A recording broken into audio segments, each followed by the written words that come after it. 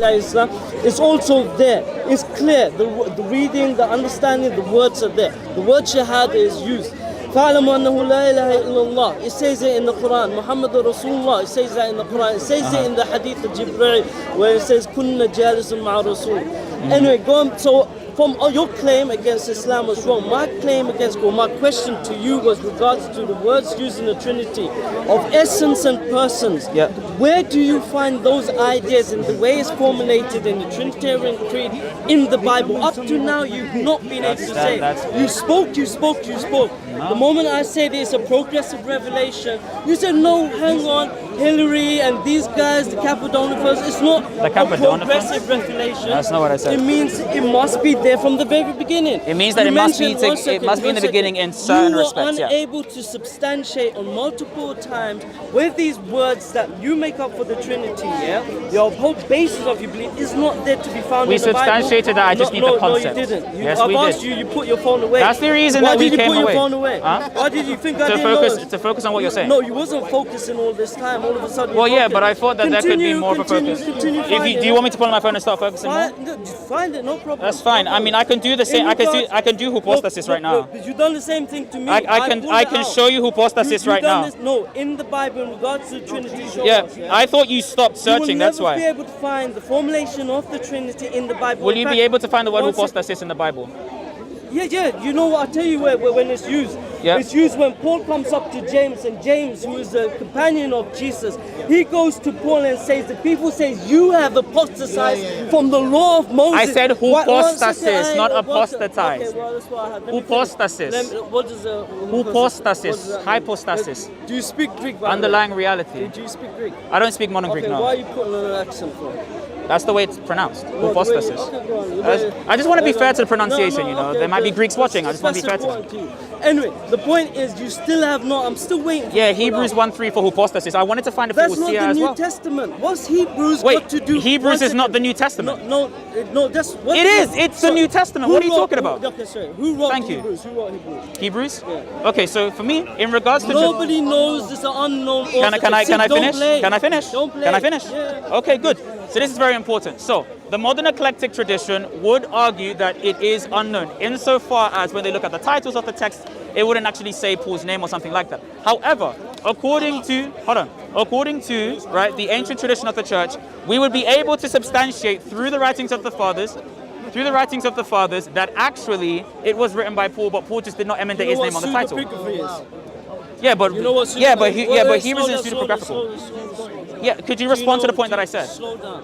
Hebrews. So what was the response that I gave you? The claim was that this word is found in Hebrews. Now my anti-claim or counter-claim is you don't even know who wrote Hebrews. How does that have anything to do with whether it's in the New Testament? How can someone who never knew, you don't know the How does that have anything to do with whether it's in the NT? Let me answer you. Okay, that's fine. It's pretty obvious. If I grabbed a book and say to you, this book says that this man is a tree, would you believe it? I would believe that the book says it, yes. I would believe the book says it. You don't know who authored it. How do you Why know are you saying the discussion? Do you know? Because the book says it, How do you know who? If you don't know who? How do I know that the book says it? It's in there. You know, it's like it's in the pages. So here's the issue that we have.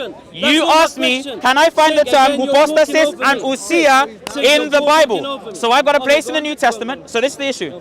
You said you asked me this. Can you find the terms hypostasis, ousia, and certain? Yeah, good. So the regard to the Trinity. Yeah, I said Hebrews 1 verse 3. That is where the term hypostasis is used. So this is the Trinity is a conception. In relation to that conception, hypostasis is found. Hebrews 1 verse 3 of the same hypostasis as the Father.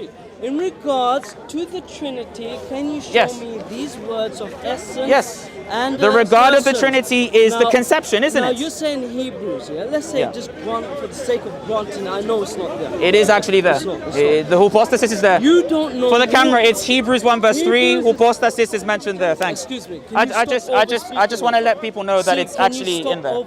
That's fine. Yeah. I'm going to give you a chance to read from that verse. Yeah. Okay. It says hypostasis there. The word translated into English is substance, but it actually means an underlying reality. In regards to the Trinity, show me where these these words, persons and essences there. Hypostasis He keeps and on changing ousia. my question. We're going to see what it is. Yeah, hypostasis and ousia. Now he Yeah. says, oh, it's in Hebrews.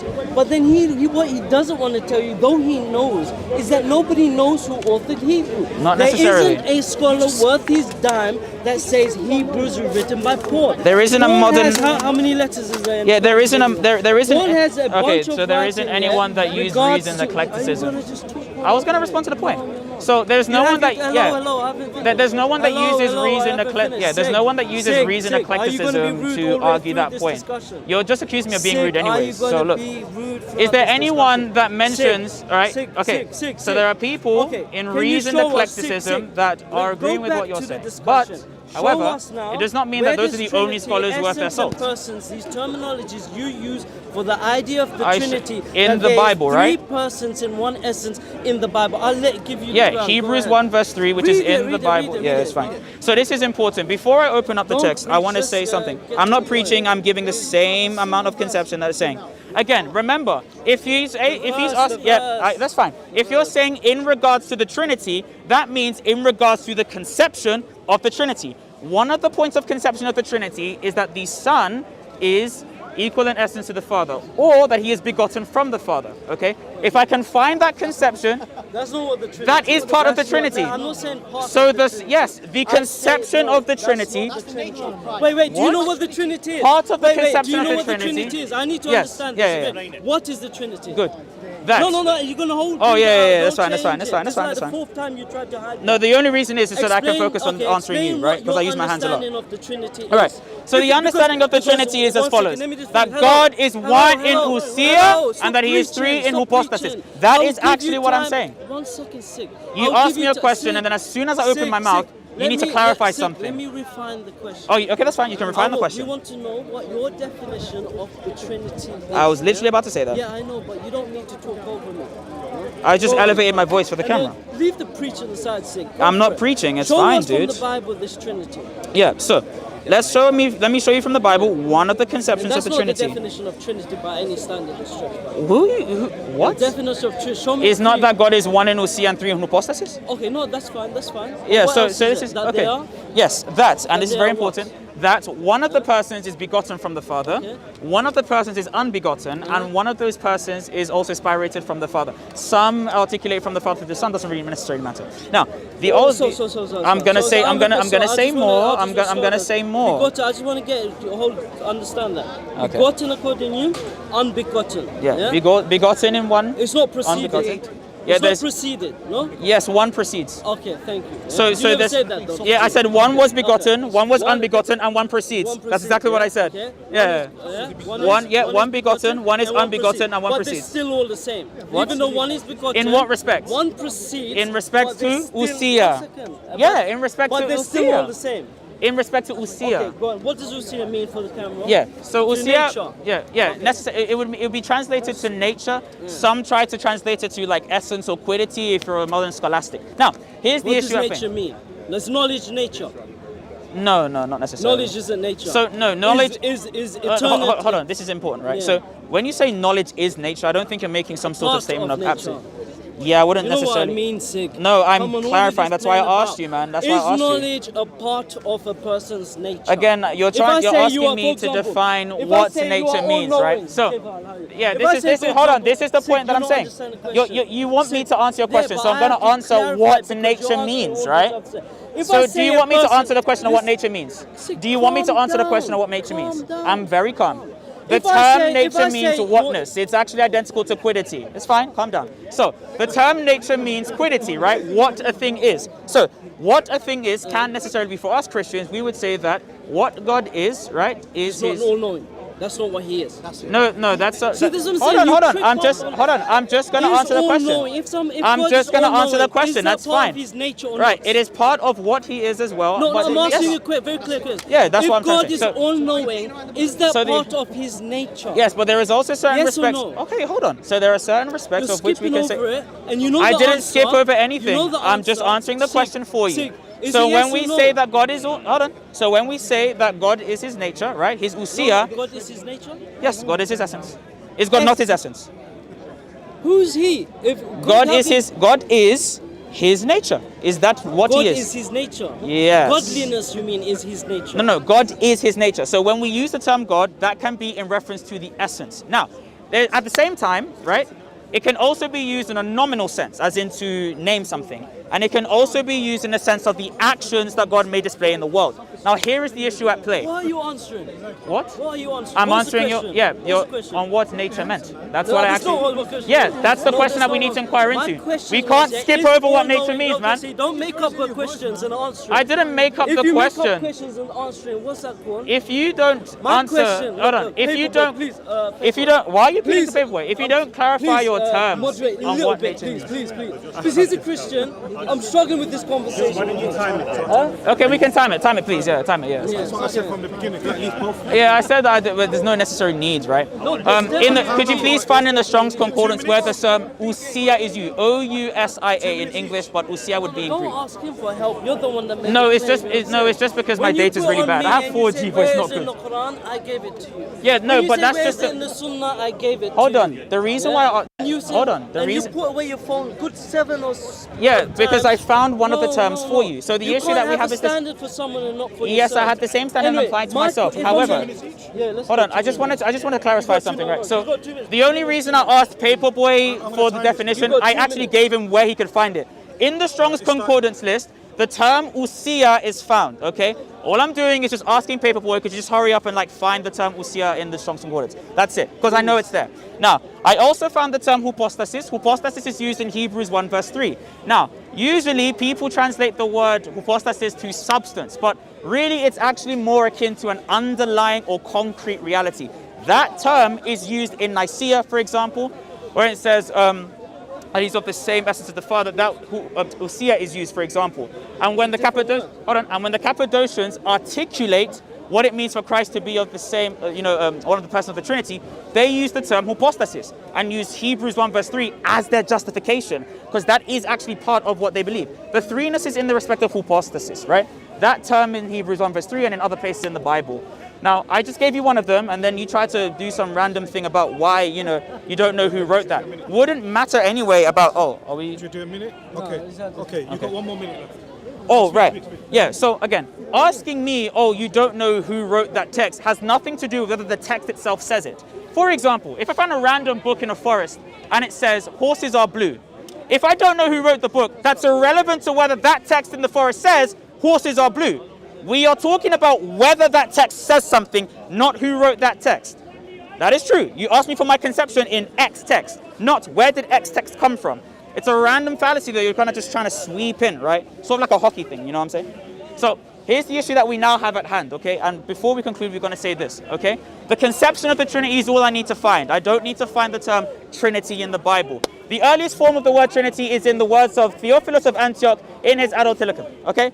That's actually where it's in 186 AD as well, very early on before the time of Jesus, right towards the end of the 2nd century. And the conception of the Trinity is not just found in Scripture, but in the apostolic tradition as well. That is what I'm defending, okay? Not, you must believe in the Trinity. Sorry, my friend, yeah, go on.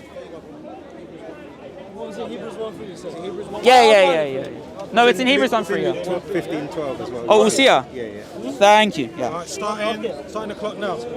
Okay, so the request or the demand from SIIIG was very simple. Yeah. It wasn't hard. He made the request from us. Where's the Shahada in the Quran? I gave him that, and I also told him it's in the Sunnah. It's there, it's available, and he didn't back down. He then changed it. If any of the cameras there, he changed his request, saying, "Oh no, but I want the wording to be like this and this and that." The Shahada comes in many forms, and it's there in the Quran, it's in there in the Sunnah. My request to you was very simple. I say that the Trinity was an idea which referred to the scholars, and I gave you the names of scholars, as a progressive revelation. Yes. And you said no, there are some scholars, and I gave you a list of scholars. Some scholars that say no, it's not a progressive revelation. If something's not progressive, it means it was there from the very beginning. You said Hilary, the Cappadonian fathers. If this is true, this is what you said. So no interruption. Yeah, no. Oh, So my fault. I if- apologize. Sorry, I have to apologize to the camera because I did interrupt him. Apologies for the interruption. Go on. if they say that this is not progressive revelation, they have to say it's in the Bible. You were given multiple times to give these references and these verses. And I did. The one in regards to the Trinity, the question was clear. Essence and persons in regards to the formulation of the Trinity. Okay. I'll read for you what you mentioned because you didn't read it. It was found in Hebrews. Now the author of Hebrew is unknown. We don't know who the author of Hebrews is. It is not Paul. If you take your theology from an unknown author, then it does matter. You need to know who your author of your book or your writing, which you claim is revelation, is Does it change before whether you it's in take it. Here, I'll read it. Since you didn't read it. Because remember, the Trinity, we gave him the opportunity to explain what the Trinity is. It's one essence in three persons, but there's more. This one is preceded. I'll let him read it. One is preceded, one is begotten, and one is uncreated. I'll give you to read. Go on. Oh, you're going to read it in English? No, That's you fine. can read it in Okay, guys. Latin. No, that's fine. No, I don't read the Latin manuscripts. It's fine. So it says this, right? So I'm going to read the English. Oh, Your really? time is now. Yeah. Oh, thank you. Hey, guys. I have two phones. Doesn't necessarily matter, but it's fine, right? I'm going to read it out in English, okay? And then I'm going to hone in on one word. And that's the word that I'm banking on for some reason. Hebrews 1 verse 3 says, "The Son is the radiance of God's glory and the exact representation of his being, sustaining all things by his powerful word. After he had provided purification for sins, he sat down at the right hand of the majesty in heaven." Now, this is the only time I'm going to allow him to speak in my time. That word right there, that says substance, what does it say? Just read it out for the camera. Substance. You just said No, in the Greek, right there. You see that transliteration? What does it say? Just read it for the camera. hypostasios. Thank you very much. So, that word, hypostasios, is actually the term hypostasis.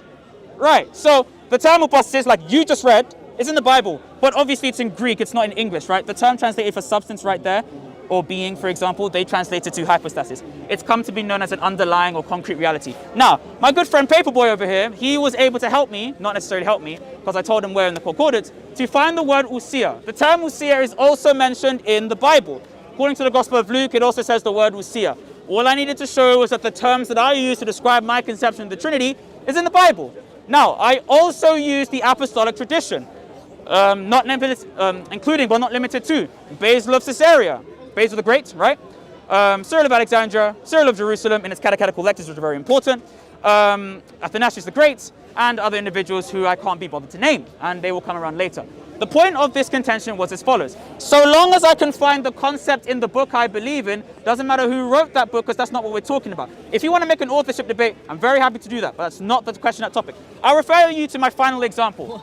If I find a book over there in those section of trees, and it says, horses are blue, right? Does it matter? 10 seconds. Oh, does it matter if we know that person wrote it? No. All it matters is that person, whatever book it is, says horses are blue. That's the actual topic of discussion. And this is what Christianity is in a nutshell. You have books written by multiple people in multiple regions, and we don't know who wrote it, when it was written, and to whom it was written. You have Matthew, Mark, Luke, and John. We don't know who the authorships of these books are. There are only suppositions about who Mark was, to the point that even John, which has the highest Christology, we don't know if it was written by a single person or community. So there are scholars also that mention that John was written by a community of believers, and then the book later was titled as John. And this is the case with Hebrew. We don't know who wrote the book of Hebrews, but he's still happy to take this as his scripture and say, this is my belief. This will not uphold in any core or Islamic sciences as well. We need to know in hadith who said what and from who, and does it go back to the prophets? And that's why the very point that we make is the Trinity never goes back to any of the prophets. Jesus, peace and blessings be upon him, he only ever said there's one true God. And if you see also in the Hebrew that he mentioned, it also mentioned that there is one God, one true God, and there's one mediator between man and God, and that mediator is Jesus. So you have God, and then you have the mediator. So you're there telling me what some unknown author said. Read the author properly. Not one single author of the New Testament, their theology is in line with Trinitarian theology. John does not hold your theology. Mark does not hold your theology. Luke does not hold your theology. None of them do. Mark has the lowest Christology. John, which is the latest written in Ephesus, has the highest Christology, and not only that, it calls Jesus the Logos. And the funny thing is, if the original author originally put this word there, Logos, why didn't all the other people before Mark write about Jesus being a Logos? Because this idea came many years after. It would make no sense if Jesus was the Logos that he wasn't mentioned as a God before that. Thanks, man. Just to clarify something, guys. Okay, just to clarify something, guys, I'm gonna have to speak very quickly because we're on a timer, okay? So, remember back in them times, remember that he asked me whether I can find the term usia and whether I can find the term hypostasis in the Bible. Now, if you want my source, you have my very good man here who provided the term hypostasis because he read it out for you guys. And we also provided the term usia. So, just for you to jump in quickly, was the term hypostasis and usia in the Bible? What was my question? In the Bible. What was my question? Yeah, what of those terms were in the Bible? What was no? That's in regards to the Trinity, yeah. You change it. Yeah, in regards to the Trinity. And you keep putting that statement. So okay, cool. So let's clarify that. That's fine. Purpose. That's fine. It's like the third or fourth. I just asked you whether those words were in the Bible. Are the words in the Bible? What's my original? Just answer whether they're in the Bible. Yes or no? What's my original question? Are they in the Bible? It doesn't matter. What's my so then, okay, so they're in the Bible. So this is the issue that we have. Right, hold on. In regards to the Trinity, let's define for you guys what I believe the Trinity is. The Trinity is a doctrine that maintains as follows: that God is one in ousia, which is translated as substance or essence, depending on necessarily whether you're a Greek or Latin father, and that God is three in hypostasis, which is a concrete or underlying reality. Now, if I take the term hypostasis or hypostasis, that must be in regards to one of those hypostases. In Hebrews 1 verse 3, it says that the Son is the character of the Father's hypostasis, meaning the exact image of the Father's hypostasis, which is one of the very core doctrines of Trinitarian belief. One of the core doctrines of Trinitarian belief is that the Son's hypostasis, right, is of the same essence or the exact representation of the Father's hypostasis. That's basic Trinitarian belief. Now, I've shown you that in regards to the Trinity. The term ousia is being used for substance or being or existence in certain respects. If I can show you that that term means what I've just said, then I can apply it to the Trinitarian life, I can apply it to the Trinitarian notion, and actually my opponent would have nothing else to say on that issue, which is why he's changing it to a historical debate. Yeah, my question's always been the same from the beginning. Historical or theological? So anyway, in regards to nature, I asked you, what does nature mean? I asked you clear in front of the cameras and the person. Can I answer? Are you going to keep on interrupting? I was going to answer it. Let's be a bit polite. Yeah, do your time, it's fine. Yeah, nature is all-knowing part of nature. And you knew the answer. No, you knew what the answer was, but you fumbled because you knew you didn't want to admit it. To have knowledge is part of a person's knowledge, nature. If I say you are all-knowing, then that's part of your nature. Jesus did not have this part of the nature. He said he grew in knowledge. When he was asked in regards to the fig tree, he did not know the season. So when he was asked about the last hour, he did not know. He said, no man knoweth the hour, apart from God the Father. Even if you would say, okay, he humbled himself, what about the Holy Spirit? The only one who knows the last hour is God the Father. The Holy Spirit is part of the Trinity. Why does he not know the last hour? Did he also submit himself? Why did he submit himself? Did he humble himself? We've asked about these words that they use for the Trinity, and we haven't found the answer in regards to the Trinity. I did. When we say the Son to who? The Father, both of eternal. How can you have two beings who are eternal? And one is being called Son, and one is being called Father. Two hypostases, it makes no sense. Okay. If both have the same beginning, one cannot be under the other. What does Son even mean if you have two eternals? If all of them are spirit, before Jesus came to earth, he was a spirit. The Spirit is spirit, and God is a spirit. Why do you call only one of them a spirit, and the other ones you don't call a spirit? If there were all three of them, if all three of them are equal, why is it that one proceeds from the other? One is begotten and one is uncreated. These are core things that make up a nature of a thing. If I say you are unbegotten and I say you are begotten, these are two differences in natures. This is the... No, it's not. It's a difference in Time. hypostasis. Okay, cool. So as you can see, he's basically just moving to either a logical debate or a debate on the history of the Trinity. I have sufficed to be able to show you the conception of the words that I use in regards to one of the conceptions of the Trinity that I showed you in the Bible. So let's attack what necessarily he said. Sa'a means time. I stopped the clock. And Listen, my friend, this is I'm so sorry, man. I'm just... the hour of lies. Hey, I can't lie. I'm rude, but that guy, mad. But it's calm. Nah, I'm joking. I'm not rude. But look, I don't know why I put my arm around you. I just felt comfortable. But look, so I stopped the clock. what I'm gonna do now is basically. Should we? Zawani, just wait. Yeah. We'll just Let me pack know it. when you wanna discuss as well. Yeah. Okay. Yeah, it's fine. Okay, this is. Continue, Yeah. I'm just gonna. Okay, cool. So what I'm gonna present to you now is how a text is meant to be understood. So we have a book. That's fine. But we also are going to inquire into how that book is meant to be understood in Christian tradition. I'm going to show you one of the bishops of Alexandria who has apostolic succession back to St. Mark himself specifically, who actually explicates on this doctrine, specifically on Jesus growing in wisdom. So it says this: to say that the child grew, this by the way is in Sermon 5 of Cyril of Alexandria's commentary on the Gospel of Luke. It says this: to say that the child grew and grew strong in spirit, being filled with wisdom, and the grace of God was upon him, must be taken as referring to his human nature. Because we believe in the hypostatic union. Christ is one in hypostasis, that is true. But he is also two in theses or nature. There are two theses of Christ, one divine and one human. And the hypostasis does actions according to each. So when it says that the Christ grew in wisdom, he did those actions in accordance to his humanity. However, Cyril, because his commentary is very long, as you can see, provides another understanding of how this is supposed to be understood.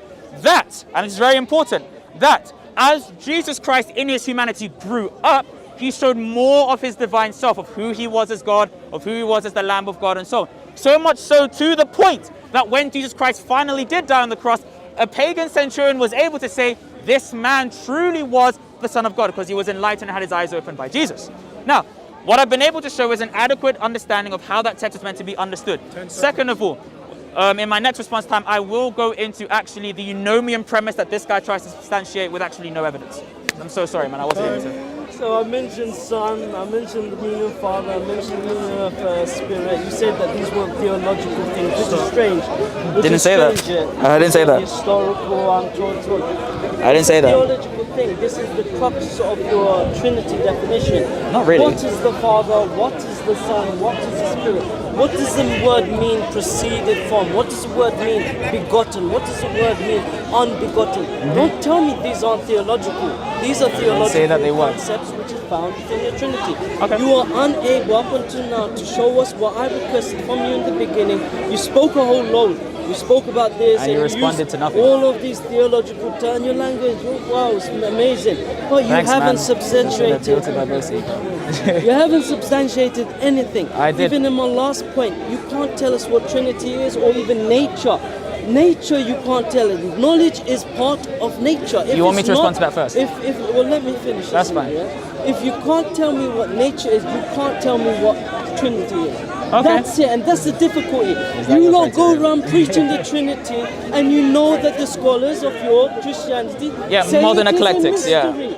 If it's a mystery for you, it's a mystery for all non-Christians. You mean modern eclectics? You cannot tell us what these definitions are because I I've did. read what the scholars say, and they say this You is read what what modern it means eclectics say. about the word mystery. The Trinity is a mystery, and it's the way to cover your eyes from actually understanding that The way this you're looking makes deep no into the sense. camera. Jesus was very clear, there's only one God. All of the prophets before him, there was only one God. The companions came to Jesus' companions, the apostles, he's talking about the Apostles' Creed, came to him and said, I did not they talk said, about the "What Apostles' Creed at all. Excuse me. I didn't Excuse talk me, about stop. that. I'm sorry. I You just keep didn't doing talk it. about You that. keep doing It's it. my Sig, fault. sig. Yeah, but Sig, don't say that I talked sig, about something I stop. didn't You talk said about. Apostles, you said I said apostolic tradition, not the Apostles' okay, Creed. What are you okay, talking about? Apostolic. What does apostolic Come on. mean? What? does it mean? What's apostolic In mean? pertaining to the Apostles. Apostles, thank you. So when did I say Apostles' Creed? Tell me.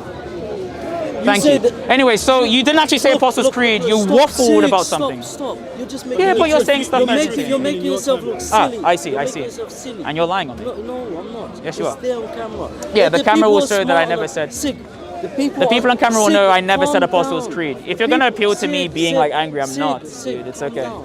Stop I'm speaking completely over fine. me. I'm completely I'll fine. let you speak. I'm completely fine. Just don't lie on me, Paper please. boy, can you jump in? I can't continue like this. Sir. So you don't want to talk to me anymore? No, I can't. I Well, can't. just continue It's to become round. unbearable. Yeah, just continue, bro, man. bro. I'm unbearable. It's okay. It's okay. Let's make this I'll give him the last 2 minutes and another 2 minutes, and then I'm gonna stop it. Yeah, because it's going nowhere. Jesus, the people came to Jesus. I'll stop moderating. You can just pause. Yeah. But he's going to speak over me. Don't worry, That's I won't the speak- problem. I won't Okay, speak so over you you. can't- You haven't been able to not. do I that won't speak all over you. the It's fine. Carry Yeah, on. exactly. So when the people came to Jesus, Jesus said, Nah, it's fine, "Who don't do you say I am?" They said they said you are the prophets, you are Moses, you are this and that. Not one of them said you are God. This is what the apostles believed. When Jesus apparently died according to you, the ones in Acts, the 120 believers, they prayed only to one God. Read James what he said. The devil worships one God, good. Even we worship, you worship one God, good. Even the devil worships one God. This is a testimony of James, who's supposed to be apostle to Jesus, the one that held the council of Nicaea. He was the head of the apostles. James, the brother of Jesus. He worshipped only one God. Can I clarify and you something? read, That's no. okay. Because you're not on time, so I just wanted to clarify something. Okay, so let me finish. Oh, yeah. It's just on James and Nicaea. Just really Yeah, want to get sure. on. Let me just finish and Yeah. then I'll give it to you. Yeah? So you read, in fact, they were referred to as the Jesseans, the early Christians after the Jesseans. period of yeah. Essay. The No, Essenes. no. the Essenes are the See, Jews. this is what happens when you You're try talking to about laugh, the, yeah? No. the Ebionites. Again, this is That's what the They Ebionites. don't know. You know, you don't know, and you're trying to The laugh and mock Jesseans. it, but it comes back to they're originally called Jesse because Jesse is the son of David, and they took this name from Jesse. Thing. Okay, let's see David's that. son, yeah, Jesseans, yeah, and they were the companions of Jesus were originally referred to as Jesseans. Who talks about that? Epiphanius of Salamis says this in Epiphanius. Epiphanius. Now, Jesseans later became as the Nazareans, yeah, and they later become the Ebionites. And these people have a tradition which goes back to Jesus saying what? Worship only one God. And all of them were Jews, and Jesus was a Jew. And if Jesus saw you worshiping to him, he would not know what you're doing. He would say you're doing blasphemy, and that's the truth.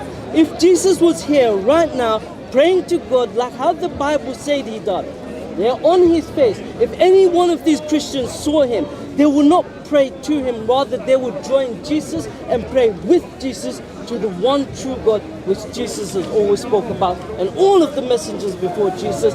And you see that God says that in the Old Testament, even Jesus says it in the New Testament, and this is what we say as Muslims in the Quran. Is that?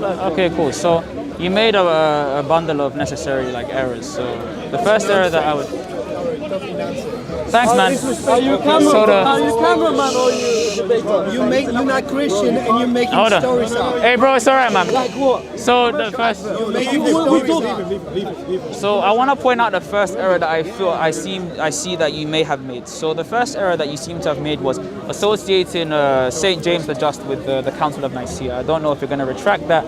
But yeah, James the Just had no partaking in the Council of Nicaea. As we know, James died in the 1st century. The Council of Nicaea was in 325. There was a prior council in 321 that was hosted in Alexandria where they did kick out Arius. 325 was just confirming what the world already knew. Now, the issue that... Want me to still moderate this? Or? Nah, it's okay. I'm I'll just give going him to... the... Yeah, it's final word, isn't it, for me, But right? James is he's the one that held the Council of Nicaea when he called Paul. Just, You know Jerusalem. that? no, sorry, hold on. Yeah, Jerusalem, not sorry, Nicaea. sorry, I said Thank you so much. Jerusalem, thank Yeah, you. yeah. But you know what I'm talking about. You pretend. Now I know what you're talking about. I genuinely it's the thought you were same saying James. Nicaea. It's the same James. Yeah? James the Just He was did. an apostle. He was an apostle. Okay, Yes. thank you. So James the Just did hold the Council of Jerusalem, but that had nothing to do with Trinitarian theology because that wasn't actually a pertinent issue. The pertinent issue wasn't on the being of God; it was actually on converting to the faith in the first place. That's fine. That's fine. Going on to other things. I didn't interrupt you. Yeah, but that's the So only you're time interrupting you me. did. You've interrupted No, I've me interrupted you all the time. So I'm going to finish, right? So But it's got nothing the to issue do. that You we keep have. Hold on. talking The about issue that every we have other is this. subject. So when we talk about the essence of God, What is he talking Yeah, but about? just let him finish. Then Yeah. we can- okay, so cool. So when we talk about God with His essence and God with His nature, right? You want to talk about whether knowledge is part of nature. I accept that knowledge is part of what it is to be God. That is fine. However, the term know that is used, for example, in Matthew 24, verse 36, doesn't necessarily mean an intellectual assent or proposition. It can mean that, but it isn't always restricted to that case. Case in point, 1 Corinthians chapter 2, verse 2 is a verse that is used by Paul, and he says the same word, oidon, which is the Greek word for know, I did not know anything among you except for Christ and him crucified. Now that term is used as a declarative verb to say that Paul did not preach anything or declare anything except Christ and him crucified. So it is very well within the biblical scope to actually say that the term know that is used in Matthew 24:36 is actually used as a declarative verb. Also, we could say that even if it's used for this intellectual assent or proposition, Basil the Great, again in his letter 236, he also details exactly how this term is meant to be understood. That the Father is, because he is the first hypostasis of the Trinity, he would be the first good or the first one to know and pass that eternally hypostatically to the Son. That is a way that the verse can also be understood. Again, Athanasius of Alexandria also gives a third understanding of how this is to be understood, that it is referring to Christ's humanity principally. Augustine confirms this when he talks about the canonical rule that Christians in his day and in the days before have used for scripture as well. Now, here's the issue that you also said about what it means to be unbegotten, what it means to be begotten, and what it means to be preceded. There was a slight fumble that you made with the words, that you tried to say that you kind of switched out the word unbegotten for uncreated, and I would disagree, right? Because just because you are begotten, it does not necessarily mean that you are created. In order to be created, you would need to changeably come from a period of not. Yeah. Unbegotten is identical to the term unoriginate, i.e. there is no other underlying reality that is responsible for your subsistence. Okay, so what does that mean? Uncreated, yes? Uncreated, okay. So if someone is responsible for you, if something is the reason for your subsistence, it does not mean that your subsistence itself is created. There is no philosophical justification for that, unless you're arguing from this weird Neoplatonic outline. So you check the definition of begotten. You check it, yeah? Yeah, the definition of begotten as to be applied in Christianity. Yes, some people that are. Okay, can I finish? Is that okay? I'm going to finish. No, I wasn't finished. No, of course not. I wasn't finished, right? So the term begotten, right? Yeah. So why are you going away? I don't know why you're going away. You can speak. I want to Very nice. Yeah, but finish what you mean nice. Why are you going? Every single time. I didn't cut you off. Cut me every single time. It's alright, man. But the thing is, every time he's just going to change the topic. No, but you're almost done. When did I change the topic once? You talked about the Council of Nicaea, what the purpose was. Because you said it. The Council of Jerusalem, what the purpose was. No, that's not what I said. I said yeah, James, because you James keep talking about those proceeded things. over that. Because reason he proceeded over the Council. It has to have anything to do with the Trinity then. Yeah, but he's just kind of doing a wrap up. I'm kind of doing a wrap up here. No, but every time I've spoken, you've spoken over every single. Not every single time. That's not true. It's like it's in this weird sarcasm. No, but just let him finish his. Yeah. So. No, but okay, finish it. That's fine. Look.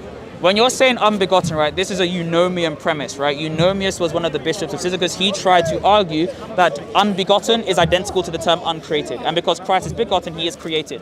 Now, the Church Fathers clarified that the term begotten in Scripture has a dual usage. It can mean begotten in the sense of having given birth to in a created fashion, and there's a variant in that insofar as when it's applied to the Son.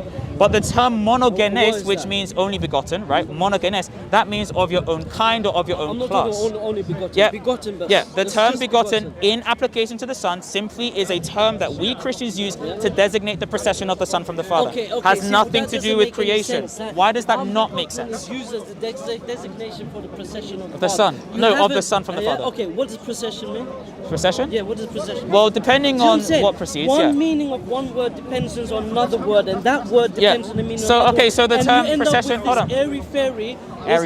There's no definition. I was going to tell you the definition of the term preceding, right? It's like you're not listening. But you interrupted me. Yeah, but you didn't cut into asking the question. Yeah, so I'm gonna finish. That's just getting ridiculous. You're not ridiculous, bro. You're the one that's trying to leave the conversation. No, because I wanted to speak with people. Because you want to stop talking to me. I've always had good discussions with him. That's great. With you throughout this whole discussion. You've been making multiple blunders. Even now as I'm speaking, you're talking over. Yeah, because finish what you're saying, and then I'm gonna speak. Okay, so unbegottenness again, right? If you want to talk about begotten, it means in a way that someone proceeds from the Father. A procession can be some sort of emanation. I'm sorry, I'm really sorry, but I'm really sorry. Yeah, you listen to him. When you're finished, you speak to me. Yeah, but I'm done with this. So you're going away from me now, yeah? Cool, you're running away. That's fine. And I'm gonna continue. Yeah, that's fine. Let's do your wrap up anyway. I mean, yeah, there's only people. So again, the last thing that I want to say is how we can use the term begotten or unbegotten, right? So the term begotten in application to people like David or Solomon, that can mean that you give birth to someone, pretty simple, and it implies that you're created. But when in application to the Son, it just talks about his incorporeal procession from the Father. I was going to say spiritual as well, but that's okay, right? The incorporeal, spiritual, essential procession, hypostatic procession from the Father, okay? And that's why the Son can have the same essence as the Father. So we can say some sort of emanation. And that would literally be it. It doesn't imply created, to be honest. But yeah, that'll be it. Sorry about that, Paperboy. No, I'm not involved. I'm just listening, but no, Yeah. it's very. Thank you, guys. Yeah. Look, if you ever want to have a discussion about Trinitarianism, you ever want to have a discussion on church history and stuff like that. You said you're the Panarian of Salamis, right? No, I said Epiphanius of Salamis. I just said Salamis because that's where he came from, right? So one thing to know about the Panarian specifically, we don't necessarily have the reason why he mentions his heresies. That's all I want to say. Also, whose microphones were these? Are these mine? The problem is, Where's Stacey?